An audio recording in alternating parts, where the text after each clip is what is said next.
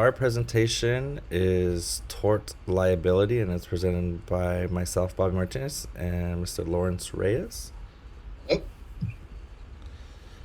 So, starting off, the California Tort Claims Act, that is CTCA for the acronym, is a law enacted by the California legislature with intent to protect the state government from liability in certain personal injury cases. The law states that generally a public entity is not liable for injury caused by that public entity or any of its employees.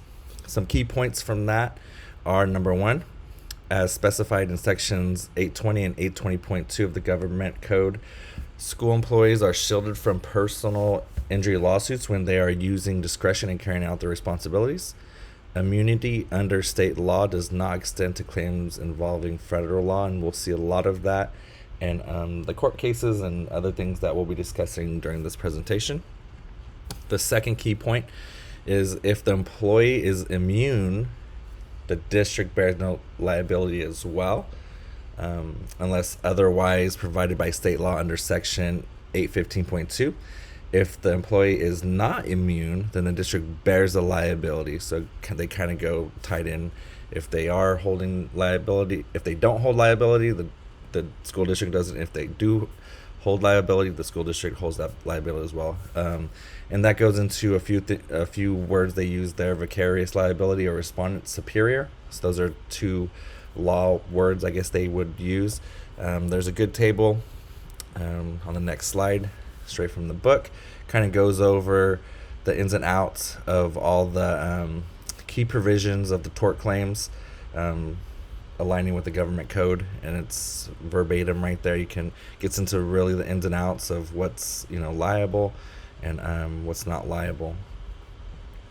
The third key point from the Tort Claims Act is this is interesting: as policymakers, school members enjoy broad immunity for the it's getting blocked right there, for their acts under section 820.9. So that was very interesting to read, that the school board members have a very broad immunity, and it can get to some really hairy situations, I guess, right there. So Okay, so the next section that we're going to be coming is the Coverdale Teacher Protection Act. The United States Congress enacted the Coverdale Teacher Protection Act in 2001 as part of the No Child Left Behind Act. The law generally immunizes teachers from liability when they take reasonable actions to maintain order, discipline, and an appropriate educational environment. And as you can see or hear, I have my son in the background.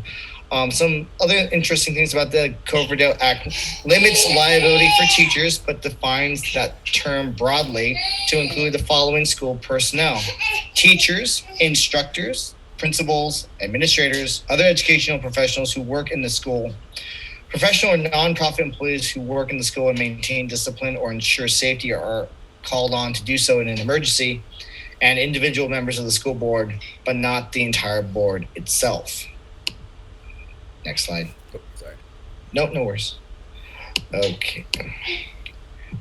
Here we go. The Coverdale Teacher Protection Act provisions. So these are the things that are the provisions for the act. It's limitations on liability for teachers. We have exceptions to liability protection, limitation of punitive damages based on actions of teachers, general exceptions, allocations of responsibility for non-economic loss. Go next slide.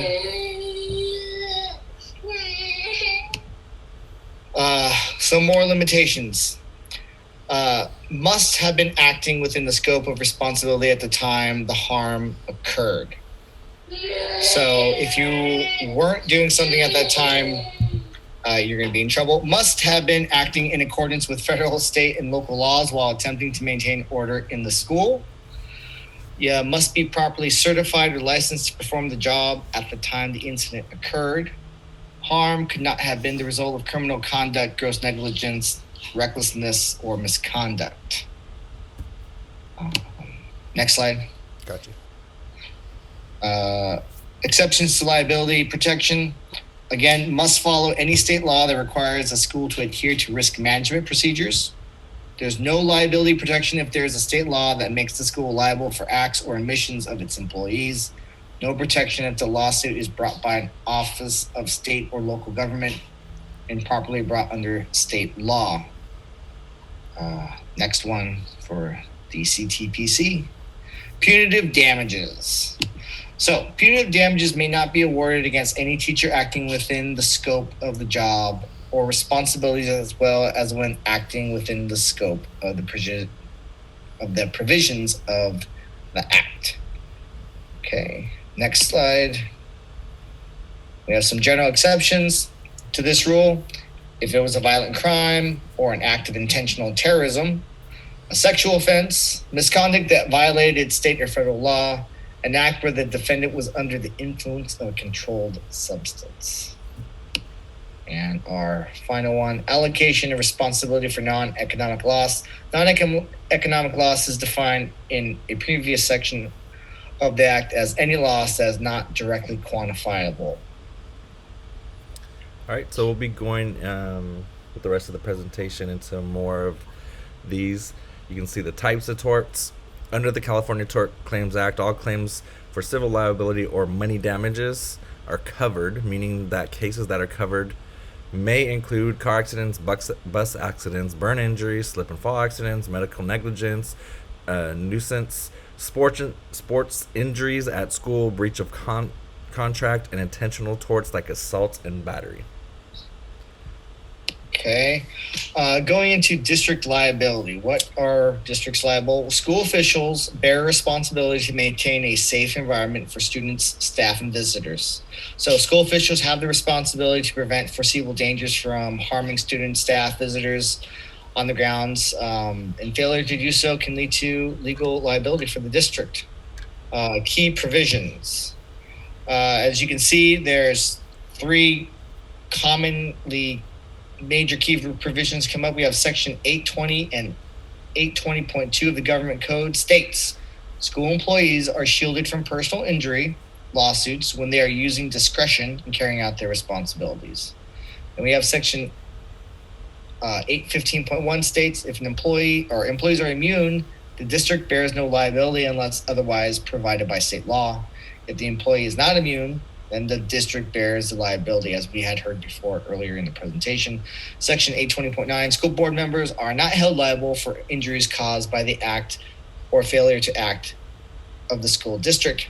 These are just some of the key provisions that protect school employees from legal liability. There are more key provisions that can be found on page 454 of the California School Law, and it's on table 12.1.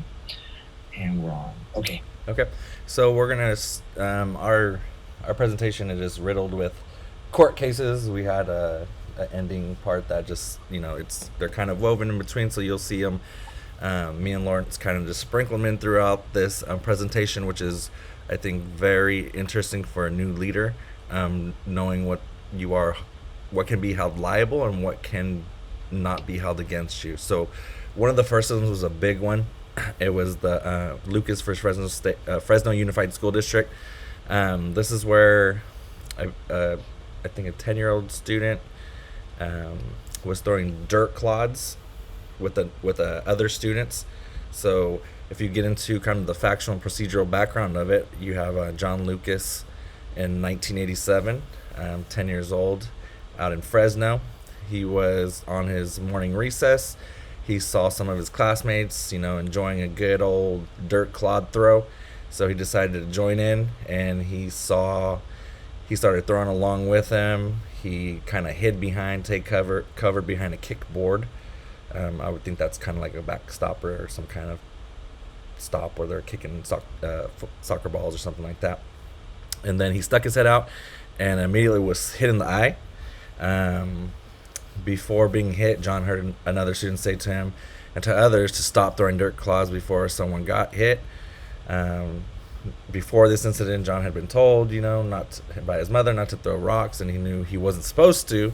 The parents, of course, did file suit towards the district, and according to Ed Code 44807, every teacher in public schools shall hold pupils to a strict account for their conduct on the way to and from school, on the playgrounds, and during recess, and also bleeding into California Code of Regulations, Title 5, Section 5552, goes into more of that, where it's talking about playground supervision is not otherwise provided. The principal of each school shall provide for the supervision by certificated employees of the conduct of safety and for the direction of play of the pupils of the school who are on the school grounds during recess and other intermissions before and after school. This is very important because when you do walk into the admin role and you do have those subs or you have no yard aids,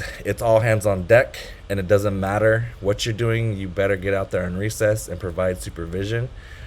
Whereas you can see in this Lucas versus Fresno Unified School District, the court did find the district to be liable because the school employees had failed to carry out the requirements stated in Ed Code 44807, where they were not providing, all these students were unsupervised, and the principal did not take action to have certificated employees be out there in place or addition to be able to supervise these students during playground and recess time.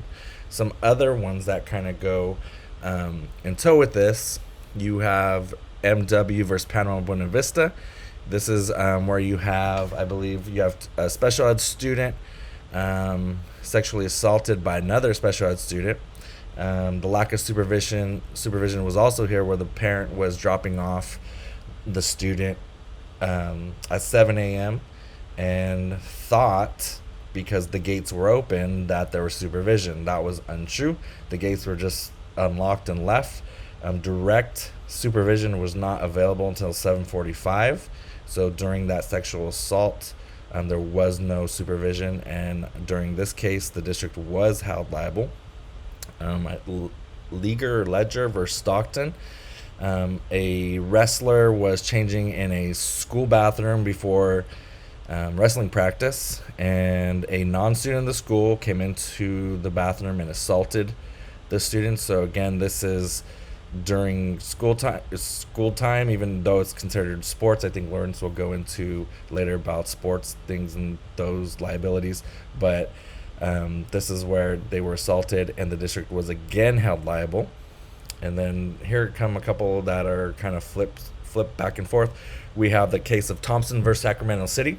We have, I believe, a student called Damascus. Damascus had a history of offenses, fights, all kinds of past offenses in middle school and elementary school, and he was even, I believe, was suspended or had discipline given to him the day before for another instance of an accusation of yelling at a female student and an accusation of lighting a trash can on fire, where I believe he was sent home. The next day he came to school. Him and a friend caught wind of another student in possession of marijuana. They wanted the marijuana. They found the student and they lured the student into the bathroom, beat him up to get that marijuana. And in this instance, the district was not liable because the other offenses were in no way connected to this specific offense. There was a school monitor in place that was monitoring the bathrooms and had just passed the bathroom during that time when the offense occurred, and the fight broke out outside the bathroom. The school monitor ran back to handle the situation.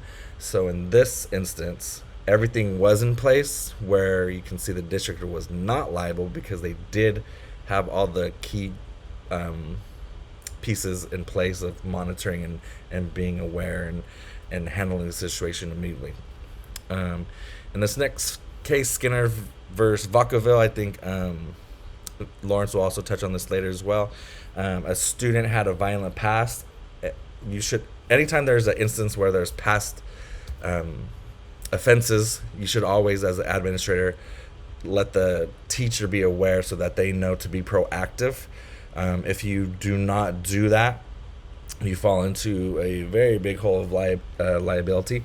So that's a very key point of always when you have a student enrolled, a new student, or even getting to know students, if they do commit offense, do dive into those this cumulative, files and records, because you want to know if there is a past or past instances of discipline, and you need to notify teachers and other people within that time, so that you aren't held accountable and liable.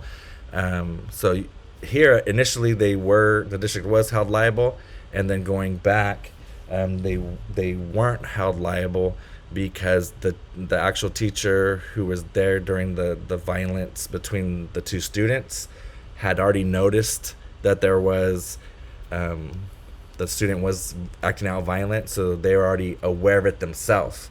So this was overturned. The district was not held liable. Okay, so we're going to talk about student supervision and injury to students on campus. So we have, under the terms of the California Tort Claims Act, the district is vicariously responsible for the acts of its employees when they are acting in the scope of their employment and not undertaking a duty imposed by the Education Code. So what does that mean for the next slide? So district liability regarding student includes lack of supervision, as we mentioned before, is really important, and according to Admin Code Title 5552, no supervision violations of Education Code 815.2, and then failure to use reasonable care in protecting people from injury by non-students on school grounds. So if you have a visitor and they come on over and they do something. So in addition to that, Education Code Section 49079 imposes a mandatory duty on school districts to inform teachers about those students who have engaged in or reasonably suspected of having engaged in suspendable or expendable acts, except in the use of tobacco. So those are things that people need to know ahead of time. So we'll move on to the next slide for special education. Can you go back real quick?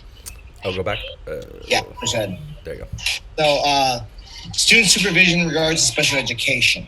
So district liability is especially likely if there's a failure to supervise when special education students are involved because of their special needs.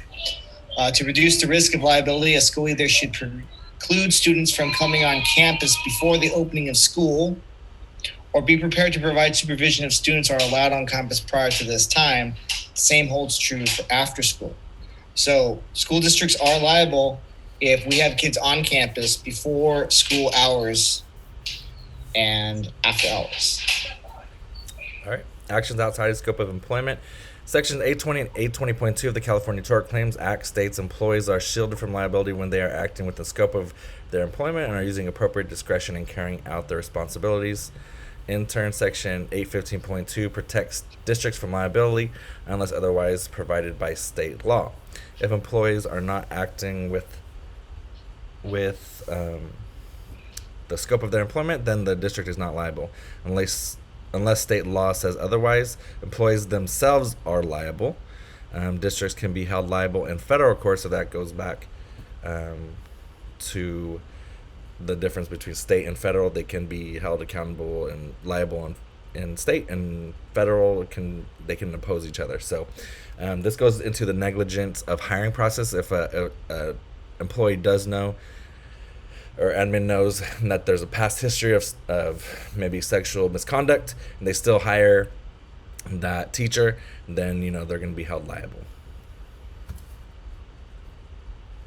Next section, athletes and cheerleader injuries. So Education Code 44807 places the responsibility on teachers to supervise students on the way to and from school and on the playground and at recess. And what that means from on the way to and from school is like on the bus. An issue occurs on the bus. Maybe you had something going on the playground and got resolved, but then they go home and then we have a fight break out. That's part of our duty and responsibility as teachers to supervise. So we'll go next slide. So athletes and cheerleader injuries. So you see, it's a big one. So California courts have recognized that any student who engages in extracurricular activities lessens the liability of the district. So what that essentially means is, like, if we have students playing at recess if we're not paying attention to them and they're doing something, let's say like running on the blacktop and they get hurt, we're going to shoulder more of the liability. But sports has an inherent risk. So if you're playing football and you get hit really bad and maybe you get a concussion, there's going to be the understanding that you're taking on that risk. And so the school isn't going to be opening itself to liability in that respect. Appellate courts have ruled that students who suffer injuries while engaging in the sports take on that inherent risk of activity. One such case, like we had talked about all these cases before that are going to pop up, is the Liley versus Elk Grove Unified case in 1998. You had a student athlete competing in that wrestling program, and they had their arm was broken during the match, and the student tried to sue the coach because they argued that the coach failed to protect him from the situation, but the court did not accept that student's argument in regards to section 44807, as previously mentioned, because there's an inherent risk when you're doing sports, especially a sport like wrestling, where bodily injuries are common because you're doing a physical combat sport. Athletes and cheerleader injuries continued. Head injuries are a serious concern and a major liability for schools. The California legislature has enacted a law to prevent further injury by removal from the activity for the remainder of the day, and the student cannot return until a medical evaluation is conducted, and that's pursuant to Education Code 49475. So you get a concussion, you're not allowed to come back. And that's to prevent the school from being sued for liability in terms of a head injury. That's going to be for any sport where there's a head injury occurring. All right, so moving on. Liability for students not learning. This was an interesting one to read. So it's very straightforward, and I just put a question. Can an educator in the school district be held liable if a student does not learn? And the direct answer is no.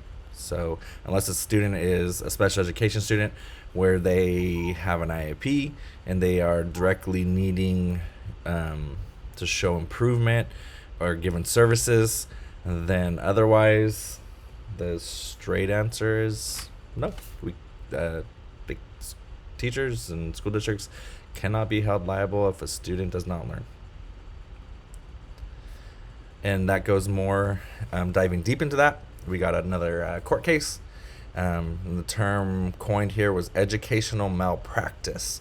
So we have Peter W. versus San Francisco Unified School District. In 1976 was when this first was ruled on. And then later in 2006, it was upheld by the Supreme Court. Here it was argued that the school district had failed in its duty to provide a student with adequate instruction in basic academic skills, where the student after school became a manual laborer.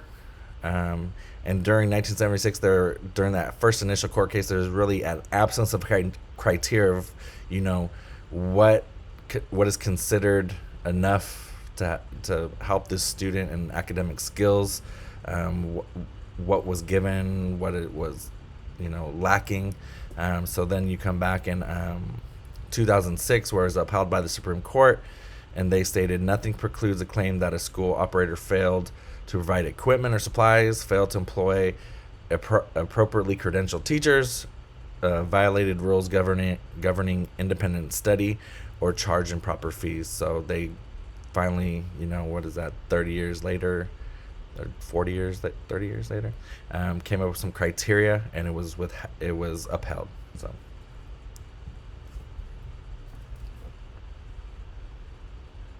I think.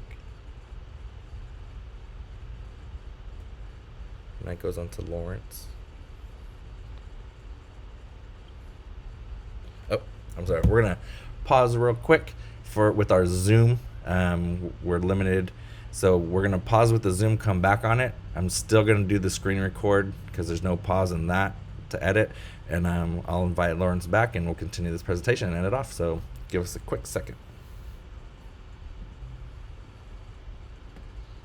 Alright, and I think if we restart the screen share, we'll go right back into it. Nope, I gotta end the Zoom. Alright, I'm gonna end this. Will it be the same Zoom code? Yeah, Right.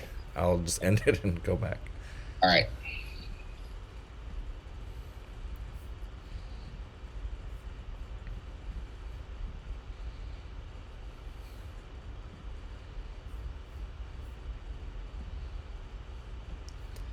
Sorry for the delay.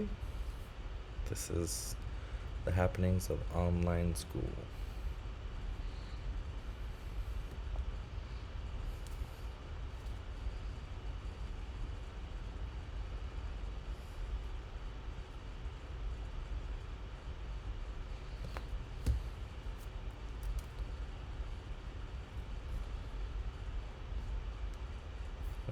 Here's Lawrence.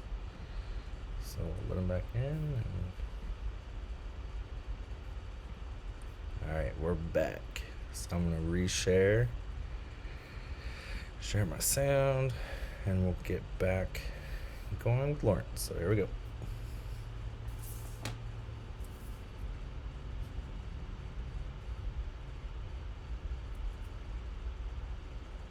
There you go.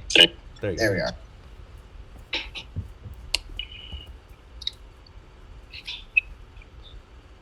So we're moving to student injury off campus, and this is all Lawrence. Oh, jeez. Okay, so here we go. Student injury off campus. So legal liability extends beyond school campus to off campus as well. According to Educational Code 44807, teachers are to hold students accountable for their conduct on the playground as well as off the playground when going to and from school. This is what we refer to as portal to portal. That Education Code 44807 does not mean the teachers are responsible for supervising students, but it rather gives them the authority to discipline students for poor behavior. So again, fight that breaks out on the bus ride between two students. There really can't be an expectation that the teacher is going to be able to supervise the students at all hours, at all times, but it's going to fall on the teacher to discipline the students and deal with whatever situation arises in those situations just because they're there, the students. Next slide.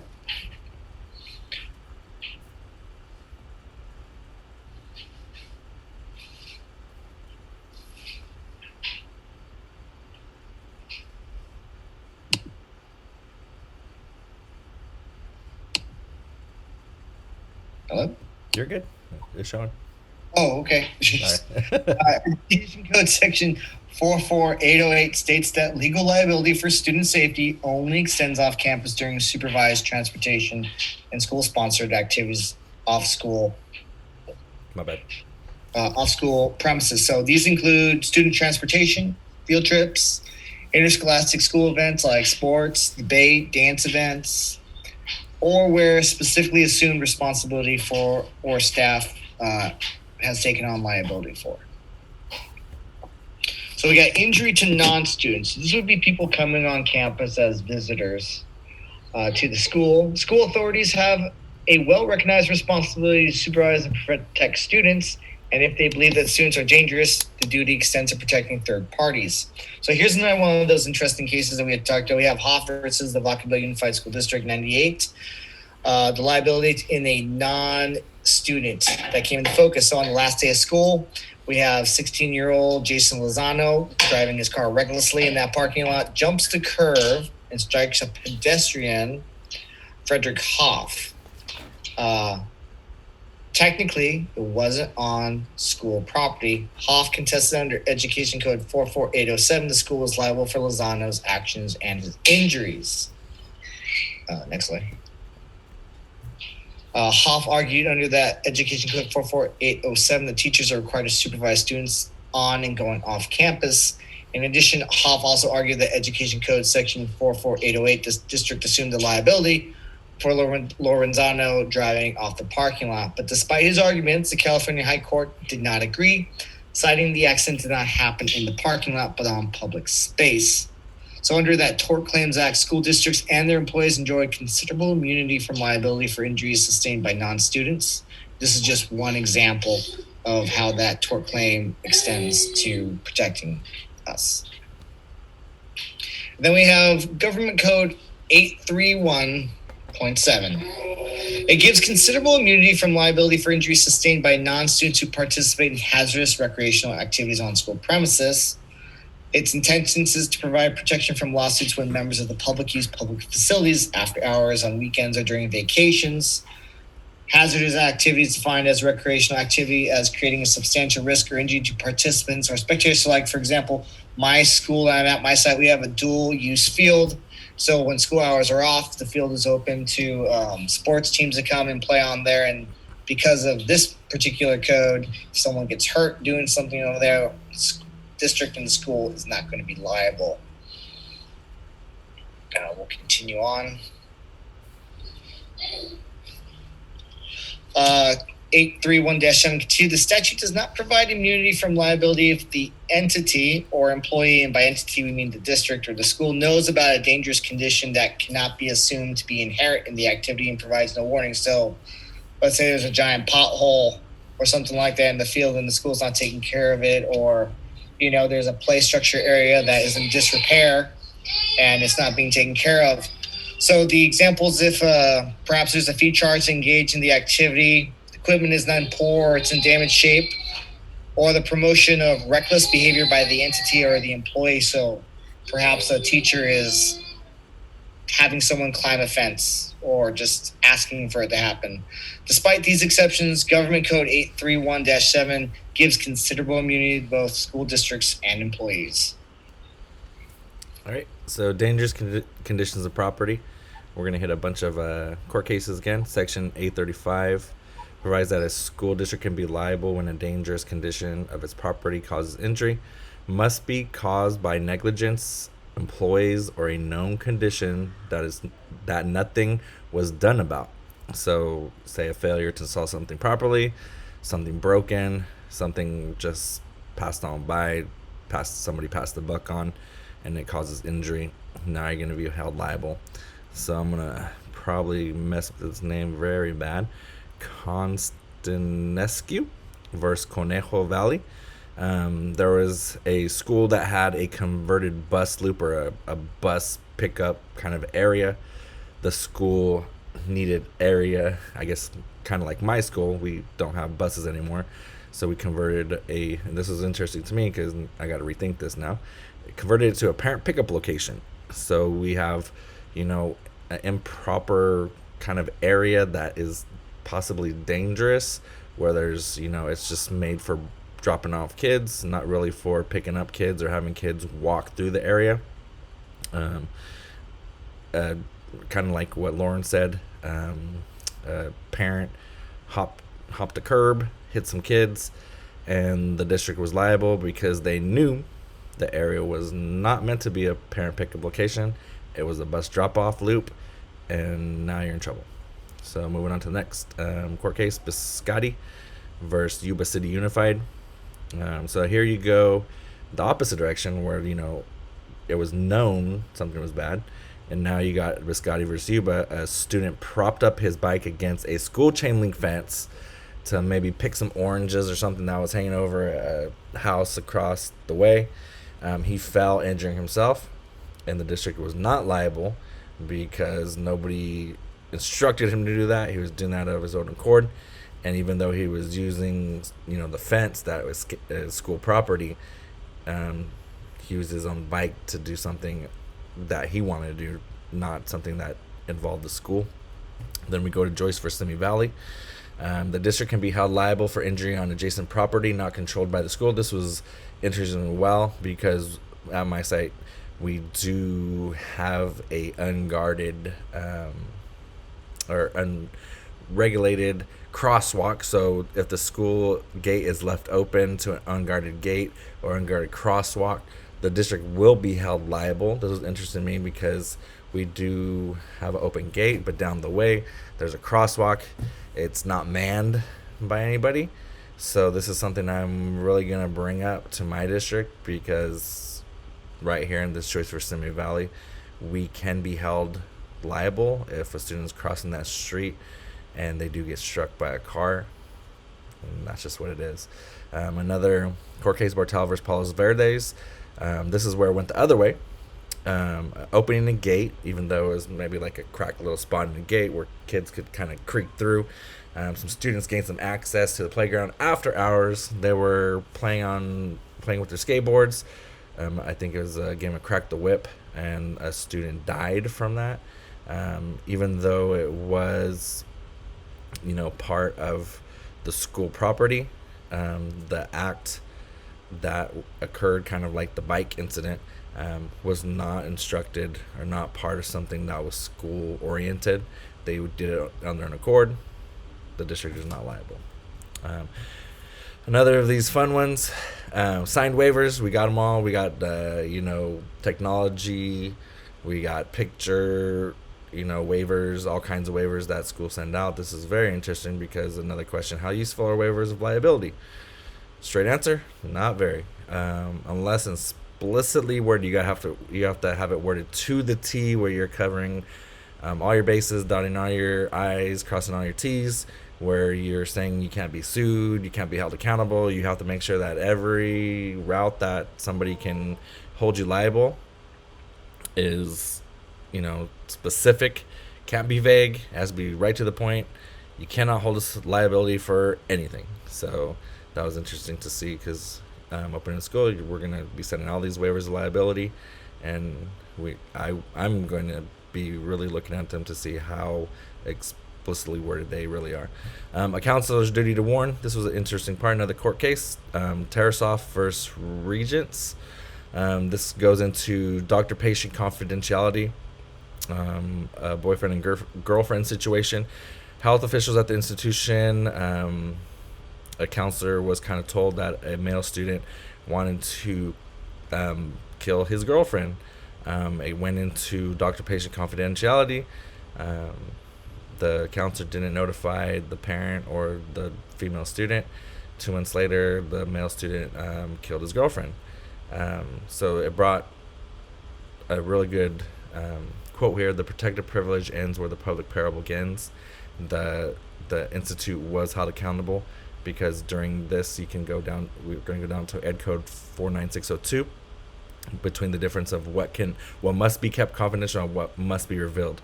A student or parents of a student 12 years or older who disclose confidential information cannot be held liable, except if there's clear and present danger to student and persons in the school community. So it's very important. If they disclose something where they're going to hurt another person, that doctor-patient confidentiality goes out the window. Also, a crime involving personal injury or significant property loss.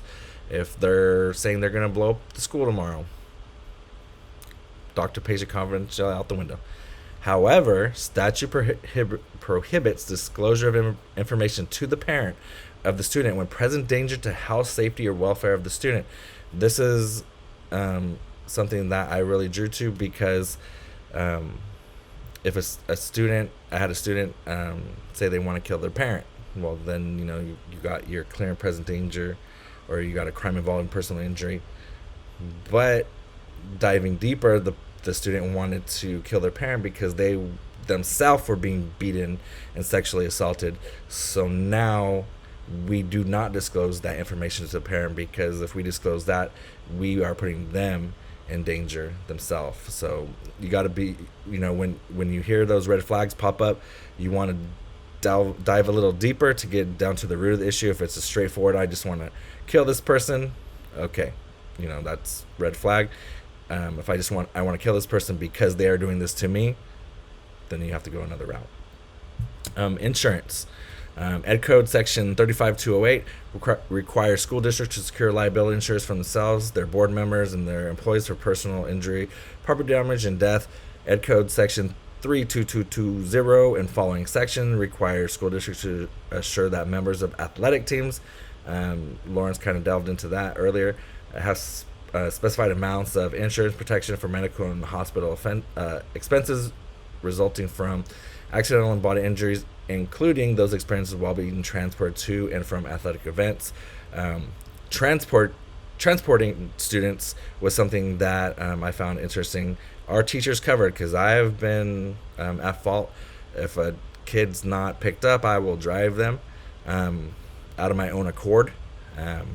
You can be held liable. So it's very important if it falls in a directive. So, you can go and ask your administrator, what should we do? If an administrator gives you the directive, can you take this student home? Then now it falls in the realm of this is part of my job description, I guess. I was directed by my direct administrator to take this student home, so now I'm covered insurance wise. So that's very important to know for teachers, that just don't do it out of your own accord. I mean, we want to, because a teacher, you love your students, but get that directive so that you are protected insurance wise. Okay, so we're going to get down to liability of employees under 42 USC Section 1983, which is commonly referred just as Section 1983. Congress enacted a key Civil Rights Act after the Civil War.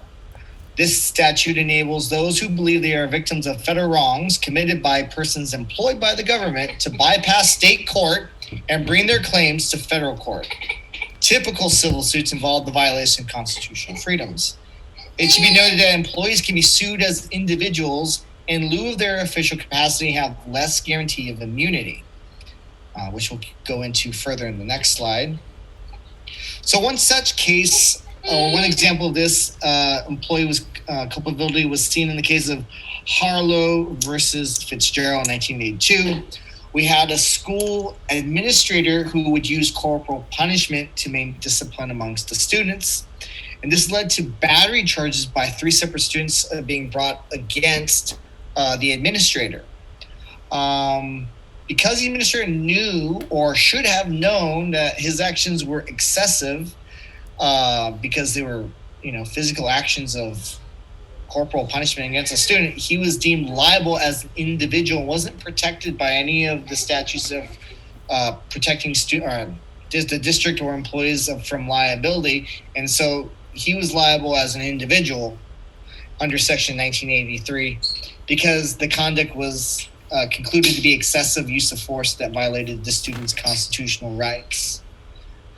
We'll go to the next slide. So another case that set precedent in the scope of Section 1983 was Blanchard versus Morton School District. It was determined that the parents could not use Section 1983 to sue when allegations of violations of the Individuals with Disability Education Act, when they brought those against the school.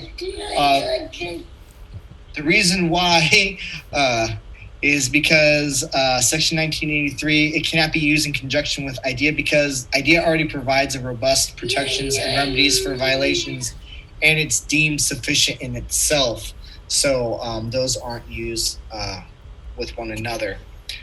So continuing with that Section 1983, under Title 6 of the 1964 Civil Rights Act and Title 9 of the 1972 Educational Amendments, students have the right to be free from both racial and sexual harassment.